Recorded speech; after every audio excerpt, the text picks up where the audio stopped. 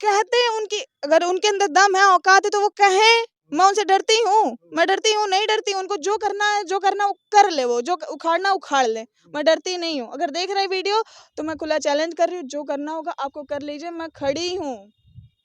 मैं पलक मिश्रा हूँ, बाकी अदर लड़कियों की तरह मुझे समझिएगा नहीं, कमज़ोर नहीं हूँ। उन्होंने बोला कि चप्पल जैसी शक्ल है, तुम्हें तो कुत्ता भी नहीं पूछेगा। तब उन्होंने ये चीज़ बोला कि अक्षरा सिंह को जानती हो ना? हम कहा अक्षरा सिंह को कौन नहीं जानता। बोलते हैं कि अक्षरा सिंह ने मुझे ऑफ़र किया कि आप मेरे साथ सो जाइए, मुझे आपसे काम चाहिए, मुझे आपके साथ काम करना है। ऐसी बहुत सारी एक्ट्रेस है जिनको लेकर के उन्होंने बोला। अब बताइए, ये चप्पल जैसी, लोमड़ी जैसी तो शक्ल है चूतिए की, बोलता है कि मतलब अक्षरा सिंह आके सोएगी। मुझे तो कोई इतना समझ में नहीं आता है कि अक्षरा सिंह है कौन।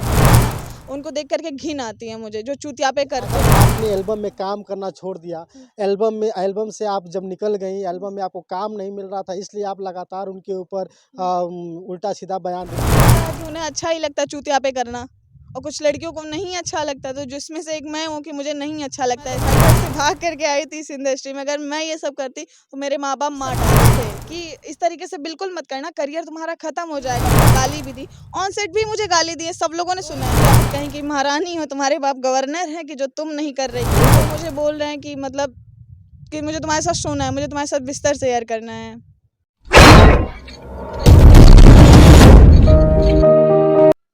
दोस्तों, चड्डी वाले निरहू वीरेंद्र चौहान की वीडियो तो आपने देखी होगी, वो भी सास फेंके गोबर पतोह देखे मेला, बहुत तेजी से सोशल मीडिया पे वायरल हो रहा था। अब बहुत मिलियन उसको देखा भी गया था।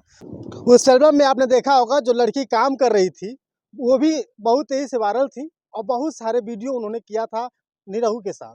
और आज कई ऐसे वीडियो देखे गए हैं कि उनके खिलाफ वीडियो बना रहे हैं। पलक जी, एक ही बार आप लोगों से मुलाकात हुई थी, आज से लगभग 3-4 महीने पहले, और आज अचानक आपसे गोरखपुर में मुलाकात हो रही है। आखिर क्या बात है कि आप निरहू के साथ काम नहीं कर रही हैं?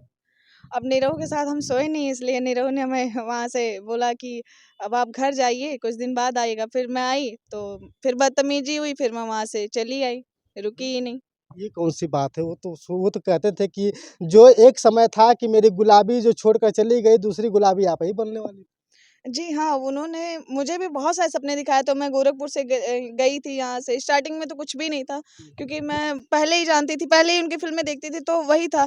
और मुझे भी ऐसा लगता था कि वो मर गए। वो तो बाद में जाने के बाद पता चला कि हाँ, वो वही हैं, ज़िंदा हैं। फिर वहाँ पे जब मेरा गाना अच्छा खासा बजा, तो थोड़ी-सी उम्मीद जगी यार कि मतलब मैं आगे बढ़ सकती हूँ।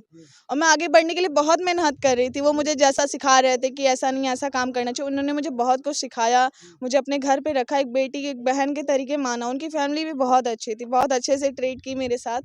लेकिन अचानक से पता नहीं उनके मन में क्या आया कि वो मुझे बोल रहे हैं कि मतलब कि मुझे तुम्हारे साथ सोना है, मुझे तुम्हारे साथ बिस्तर शेयर करना है। इसकी वजह से वहाँ पे बहस-वहस हुई, कुछ गाली-गलौज हुई, फिर वहाँ से मैं उनका छोड़ दी। दरअसल भोजपुरी के मामले में, भोजपुरी एल्बम के बारे में, भोजपुरी फिल्मों के बारे में सुना था हमने कि कहीं न कहीं अगर आप कंप्रोमाइज़ करेंगे, अगर आप बिस्तर शेयर करेंगे तो आप हाइलाइट हो जाएँगे। लेकिन आज हमने सुन भी लिया पलक के मुँह से। पलक कह रही हैं कि निरहू ने हमारे साथ बेड शेयर करने के लिए कहा था, अगर मैं उनके साथ नहीं गई तो आज मैं उनके साथ नहीं हूँ। इसलिए आपने काम छोड़ दिया कि इस तरह से बात कहा था उन्होंने? जी, उन्होंने यही मेरे से कहा कि अगर सारी लड़कियाँ कर सकती हैं तो तुम क्यों नहीं कर सकती? कहीं की हीरोइन हो या फिर कहीं की महारानी हो, तुम्हारे बाप गवर्नर हैं कि जो तुम नहीं कर रही हो। फ़ोन पे कहा था कि आपके पास आ गए? नहीं, मेरे सामने ही कह दे। उनकी एक ड्रिंक करने वाली आदत है जो बहुत ज़्यादा गंदी है, और सबको यही कहना चाहते हैं कि थोड़ा अगर पी ही रहे हैं, नहीं, मैं मुझे पता है क्योंकि मेरी बात मानने वाला तो नहीं है, थोड़ा कम ही पिएँ कि होश-ओ-हवास में रहे कि किससे बात कर रहे हैं। तो उन्होंने इतनी पी रखी थी कि होश-ओ-हवास में तो थे नहीं। आए इसके बाद बोलते कि तुमसे कुछ बात करनी है। हम कहा ठीक है सर, बात करिए। तो बोलते हैं कि मतलब देखो, मैं तुम्हें खाना दे रहा हूँ, रहना दे रहा हूँ, ये 8,000 का फ्लैट दे रहा हूँ तुम्हें, और क्या चीज़ ऐसा है जो तुम्हें नहीं दे रहा हूँ, तुम्हारे सारे खर्चे उठा रहा हूँ।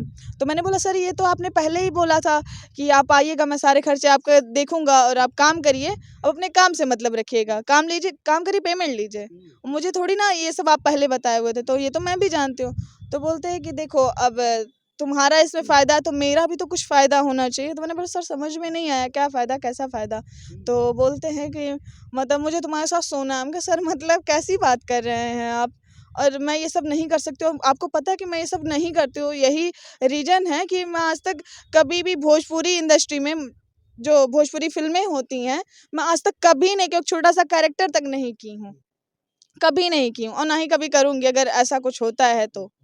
तो नहीं की हूँ, तो आपको पता है कि अगर मैं भोजपुरी फ़िल्मों के लिए मना कर सकती हूँ, तो ये छोटा-सा एल्बम है।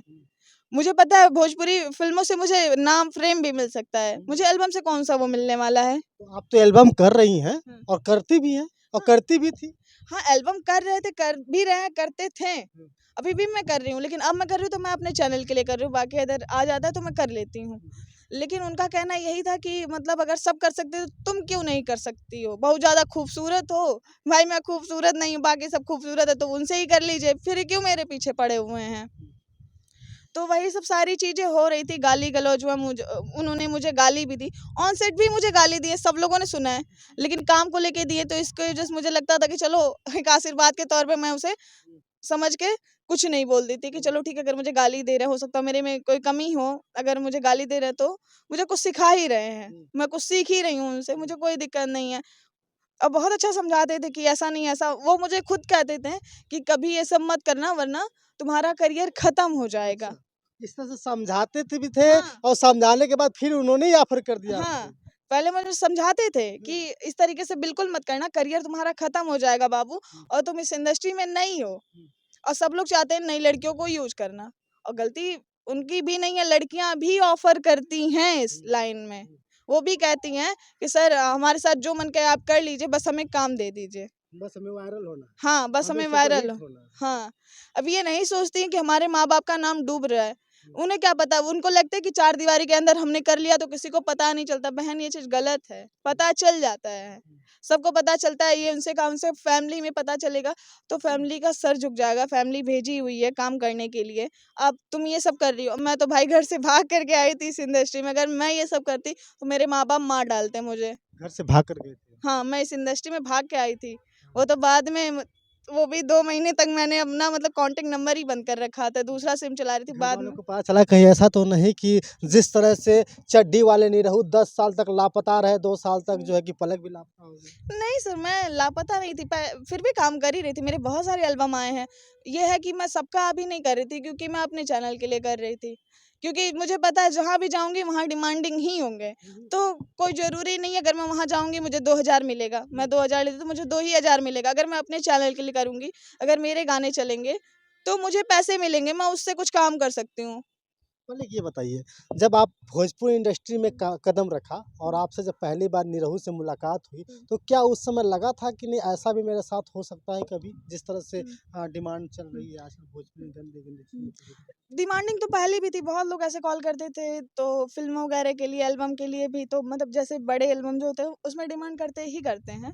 तो पहले भी डिमांड किए ही हुए थे वो लोग, तो मैंने मना कर दिया। फिर निरहु जी को देख कर के ऐसा लगा क्योंकि उन्होंने बोला कि कभी देखिएगा पलक ये सब मत करिएगा, आप बच्ची हैं, आप ये हैं, वो हैं, आप कभी मत करिएगा। तो मुझे लगा था यार कि चलो कोई तो अच्छा होगा। मैं अपनी फैमिली में यहाँ से शूट करने के बाद मैं गई, तो मैं अपनी फैमिली में सबसे बहुत तारीफ़ की कि निरहु जी ऐसे हैं, वैसे क्योंकि उनकी फ़िल्में भाई पहले ही देखते थे, हम बहुत छोटे थे। अच्छा छोटे और आपने कहा भी था कि मैं सब जब छोटी थी तब उसी हाँ, फ़िल्म देखती थी। उनकी फ़िल्म देखती थी। उनकी मैंने मतलब कई बार देखी, अभी भी कई बार देखी हुई है उनकी फ़िल्में। तो मुझे ऐसा लगता था कि यार चलो कम से कम कोई तो मिला है जो मेरा साथ देगा। मैं उनके साथ कर भी रही थी एल्बम और मुझे कोई प्रॉब्लम नहीं थी। वो मुझे सिखा रहे थे, अच्छे से बताते थे ये है, वो है। फिर बाद में अचानक से सारी लड़कियों को देखते हुए कि सारी लड़कियाँ कर रही हैं, तो ये क्यों नहीं कर रही हैं? बस इसी चीज़ को लेकर के वो मेरे से बोलते तो हैं। उस समय जब आप काम कर रही थी उनके साथ, तो आपके साथ कितनी लड़कियाँ काम कर रही थी? वहाँ पे लड़कियाँ मेरे साथ 2 लड़कियाँ थीं, जो मेरी ही बुलाई थीं, मेरी ही फ्रेंड थीं। आपने नहीं बुलाया? हाँ, एक तो चली गई क्योंकि उससे ऑर्केस्ट्रा करवा रहे थे, एक दिन करवाए भी उससे ऑर्केस्ट्रा ज़बरदस्ती। वो जाने के लिए कह रही थी तो उसे जाने नहीं दे रहे थे। तो ऑर्केस्ट्रा तो उनका पहले से ही चलता था, कई जैसे प्रोग्राम हुँ। चलते थे, इवेंट वगैरह चलते थे, तो क्या उसमें आपको अच्छा नहीं लगता था आपको ऑर्केस्ट्रा में देखिए, काम? पहली बात तो हम ब्राह्मण हैं, ऑर्केस्ट्रा के नाम से सीरियसली बोले बहुत ज़्यादा चिढ़ हम तो ब्राह्मण पहले। की बात करें तो बहुत सारी जगहों की हाँ। लड़कियाँ करती भी है, ब्राह्मण की बात नहीं देखिए, है, ब्राह्मण मैं सीरियसली बोलूँ तो ऑर्केस्ट्रा जो भी लड़कियाँ करती हैं, मुझे नहीं लगता कि उनकी मजबूरी है, वो अपने शौक से करती हैं। ठीक है, वो अपने शौक से करती है। मुझे यही लगता है कि अगर मतलब ऐसा नहीं है कि ब्राह्मण की घर की हूँ तो ही मैं बोल रही हूँ, सारी लड़कियों को बोल रही हूँ कि इससे अपनी ही इज्जत जाती है, दूसरे की नहीं जाती। यहाँ टच करते हैं, वहाँ टच करते हैं, मैं आए दिन देखती हूँ। एल्बम में भी तो ऐसा होता है आजकल, देखिए ना, आप देख रही हैं, आपके साथ अगर करती है तो आपके साथ भी ऐसा होता है कि देखिए, टच होता है तो एल्बम की बात अलग होती है, वो आपको उतने तक ही टच करता है, वो भी गंदे तरीके। एक जो लड़की होती है वो महसूस कर लेती है उसे किस तरीके से कौन टच कर रहा है, तो वो गंदे तरीके से आपको टच नहीं करते। प्रॉपर्ली जब तक सीन है, कैमरा ऑन है, तब तक ही टच करेंगे, बाकी इधर आपको टच नहीं कर सकते हैं। अगर वो टच भी करेगा तो फिर हम किस लिए हैं, हम नहीं हाथ उठा देंगे उसके ऊपर। भाई अगर हमारा सही है तो फिर हाथ उठा के 2 थप्पड़ देंगे उन्हें। तो क्या मतलब कि ऑर्केस्ट्रा में जो लड़कियां काम करती हैं, डांस करती हैं, क्या उनके पास हाथ नहीं होते मारने? देखिए, अब कुछ लड़कियों को होता है कि उन्हें अच्छा ही लगता है चूतिया पे करना, और कुछ लड़कियों को नहीं अच्छा लगता, तो जिसमें से एक मैं हूँ कि मुझे नहीं अच्छा लगता है सब। मुझे सीरियसली बोलो बहुत ज़्यादा नफरत है ये सब से। मैं लड़कियों को कुछ लड़कियों को समझाती भी हूँ, अब नहीं समझी मेरे बारे में ही बुराई करती हैं तो मैं उनको गाली भी देती हूँ। एक इसमें से निरहु ही हैं, बोलते हैं कि मुझे पता है कि तुम कैसी हो, क्या नहीं करती हो। अरे भाई, अगर कुछ मैं करती हूँ तो भाई उसका प्रूफ दे दीजिए, अगर मैं कुछ करती रही हूँ तो। अगर है प्रूफ तो आप दे दीजिए ना, लेकिन आप बोल कैसे सकते हैं कि मैं करूँगी। अब एक सवाल ये उठता है कि पलक जी, कि अगर आपने एल्बम में काम करना छोड़ दिया, एल्बम से आप जब निकल गई, एल्बम में आपको काम नहीं मिल रहा था, इसलिए आप लगातार उनके ऊपर उल्टा सीधा बयान देती जा रही हैं उनके खिलाफ। नहीं, ऐसा तो नहीं है कि मैं उनके काम के लिए मरी जा रही हूँ। मेरी फैमिली बहुत अच्छी है, मतलब मैं बहुत अच्छी फैमिली से बिलॉन्ग करती हूँ, मुझे पैसे की कोई चीज़ की कमी नहीं है, ठीक है? तो उनके कामों से मुझे क्या लेना-देना? पहले भी मैं काम कर रही थी, आज भी मैं काम कर रही हूँ, उतना ही काम कर रही हूँ। लेकिन ये हुआ कि निरहु के साथ जब आप काम करती थी, तो आपके सारे एल्बम जो है कि मिलियन चलते थे। हाँ, अब निरहु जी आपकी का वजह से चलते थे कि उनकी वजह से नहीं, चलते थे? मेरी वजह से तो मैं तो नहीं कह सकती हूँ कि मेरी वजह से चलते थे, ये मैं नहीं कभी कहूँगी हुँ। और ना ही कभी कह सकती हूँ। ये उन्हीं के वजह से थे, उनके बहुत सारे फैन्स हैं जो उनकी वापसी से बहुत ज़्यादा खुश थे। मैं भी खुश थी उनकी वापसी से, क्योंकि उनके सब बहुत बड़े फ़ैन थी मैं। उनकी कॉमेडी मुझे अच्छी लगती, तो मैं कही भी थी इंटरव्यू में कि इनकी कॉमेडी ही अच्छी लगती है मुझे। ये मुझे समझाते हैं बहुत कुछ, लेकिन सीरियसली बोलो अब ना उनको देख कर के घिन आती है मुझे, जो चूतियापे करते हैं वो। तो आप सिर्फ निरहु के ऊपर ये सब इल्ज़ाम लगाए जा रही है कि उनके साथ जो डायरेक्टर प्रोड्यूसर होते थे और भी लोग, ये भी कुछ ऐसा करते थे आपके साथ? देखिए, डायरेक्टर प्रोड्यूसर को तो मैं कुछ नहीं कह सकती हूँ, क्योंकि आज तक मेरे से कोई कुछ बोला नहीं है, तो मैं उनको क्यों कुछ बोलूँगी। अभी एक बयान आ रहा है उसमें कि आप अक्षरा सिंह का भी नाम ले रही हैं। हाँ, हाँ, उन्होंने मेरे से जब वो बोला कि मतलब सारी लड़कियाँ कर सकती हैं, तो उन्होंने बोला कि तुम्हारी शकल मतलब जैसी है, चप्पल जैसी मेरी। उन्होंने बोला उस टाइम मेरी उन्होंने किसने? वीरेंद्र चौहान निरहु ने बोला कि चप्पल जैसी शकल है, तुम्हें तो कुत्ता भी नहीं पूछेगा। तब उन्होंने ये चीज़ बोला कि अक्षरा सिंह को जानती हो ना? हम कहा अक्षरा सिंह को कौन नहीं जानता। बोलते हैं कि अक्षरा सिंह ने मुझे ऑफ़र किया कि आप मेरे साथ सो जाइए, मुझे आपसे काम चाहिए, मुझे आपके साथ काम करना है। ऐसी बहुत सारी एक्ट्रेस है जिनको लेकर के उन्होंने बोला। अब बताइए, चप्पल जैसी लोमड़ी जैसी तो शकल है चूतिए की, बोलता है कि मतलब अक्षरा सिंह आके सोएगी। मुझे तो कोई इतना समझ में नहीं आता है कि अक्षरा सिंह है कौन? मतलब कुछ भी। अभी यही चूतियापे की वजह से वो पीछे चला गया और आज भी वो कहीं नहीं जा पाएगा, यहीं का यहीं धँस जाएगा मिट्टी में। क्यों आज तक 10 साल तक क्यों नहीं आया? इसी चूतियापे की वजह से नहीं आया। अब एक सवाल ये है कि आप उनसे जो है कि लड़ नहीं पा रही हैं, उनसे बात नहीं कर पा रही हैं, उनसे उनसे मुलाकात नहीं हो पा रही, इसलिए आप सोशल मीडिया पे जाके बयान दे रही हैं? नहीं, देखिए, अब उनसे हम मिलना ही नहीं चाहते, उनकी हम शक्ल तक नहीं देखना चाहते। बर्दाश्त ही नहीं है शक्ल कलूटे की मुझे। जो कलूटा है ना उसकी शक्ल ही बर्दाश्त नहीं है अब। अब मुझे घिन आती है उसकी शक्ल से देख कर के। कल तो वीरेंद्र चौहान निरहु भी कहेंगे कि मीडिया वालों को बुला करके पैसे दे करके ज़बरदस्ती बुलवा रही हैं।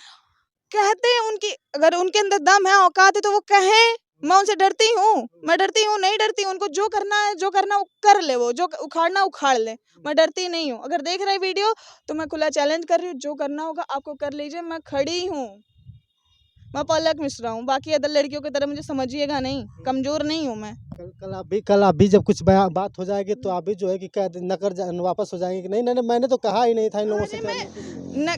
मैं नकारूँगी। बहुत सारे सिस्टम होते आते हैं, बात अपनी आवाज़ तो उठाने के लिए उठा लेते हैं, फिर धीरे धीरे क्या होता है कि आप वापस हो जाते हैं कि नहीं यार, मैंने तो सब बोला, इन्होंने बुलवाया था। जो लड़कियां नकारती हैं वो वही लड़कियां होती हैं जिन्हें अपने लिए कुछ करना नहीं होता है, जिन्हें अपना नाम डुबा करके करना होता है। तो मैं यही कहना चाहती हूँ कि अगर मुझे नहीं काम मिलेगा मैं नहीं करूँगी, अपना काम करूँगी, वरना करूँगी ही नहीं, मैं बैक हो जाऊँगी इससे। तो आप निरहु से क्या क्या चाहते हैं? मैं यही चाहती हूँ कि जो चूतिया पे कर रहे हैं वो ना करें, और मेरे नाम पे तो जो ये बोल रहे हैं कि मैं बीमार हूँ, मेरा तबीयत खराब, मेरे अंदर घमंड आ गया, एटीट्यूड आ गया, ये बिल्कुल ना बोलें, ठीक है। अब अपना काम निकलवाने के लिए मेरे बारे में कुछ भी बोलेंगे, किसी दिन बोल देंगे पलक मिश्रा मर गई, तो पलक मिश्रा मर गई, पलक मिश्रा है और मैं अभी ठीक हूँ, सही सलामत हूँ। बोलते तबीयत खराब है, मेरी तबीयत खराब है, अभी मैं ठीक हूँ ना, 6 महीने से तबीयत खराब चल रही है मेरी। तो अभी आप एल्बम में वापस जाना है कि नहीं? एल्बम कर रही हूँ मैं, बस उनका ही नहीं कर रही हूँ। मैं बनारस भी गई थी, मैं बनारस भी अभी 1 हफ्ते पहले गई थी, मैं शूट करके वहाँ से आई भी। लेकिन ये है कि मैं बस उनसे कभी मिली नहीं। उन्होंने मुझे कॉल भी किया तो फिर मैंने रिसीव ही नहीं किया उधर से। वहाँ का जो प्रोड्यूसर थे वो भी मुझे कॉल किया, तो मैं किसी का भी कॉल वहाँ का रिसीव ही नहीं कर रही थी, क्योंकि बहुत सारा मैटर हुआ तो इसकी वजह से। हमारे साथ मौजूद थी पलक मिश्रा, वही पलक मिश्रा जो कभी निरहु कॉमेडियन कलाकार यानी वीरेंद्र चौहान के साथ काम करती थी। वीरेंद्र चौहान निरहु के बारे में बात करें तो उनका सबसे पहला गाना सुपरहिट हुआ था, छोड़ देता निरहु पढ़ाई बचवा। उसके बाद कई ऐसे सुपरहिट गाने आए, लेकिन 10 सालों तक वो लापता हो गए। फिर इसके बाद बीच में उनकी वापसी होती है, उसी समय मुलाकात होती है पलक मिश्रा से। पलक मिश्रा के साथ जिस तरह से वापसी हुई, उसी तरह से इनका वीडियो भी धुआंधार चलना शुरू किया। उसी बीच में पलक के साथ ऐसा हुआ जो आपने सुना। कमेंट करके जरूर बताइएगा क्या असली सच्चाई क्या हो सकती है। फिलहाल पलक मिश्रा के साथ ही नहीं, जितनी भी लड़कियां अगर ऐसी होगी जिनके साथ ऐसा शोषण होगा तो हम उनके साथ खड़े रहेंगे। बहुत बहुत धन्यवाद, शुक्रिया। तो आप देख रहे थे सत्याग्रह, मैं सत्यानंद स्वामी।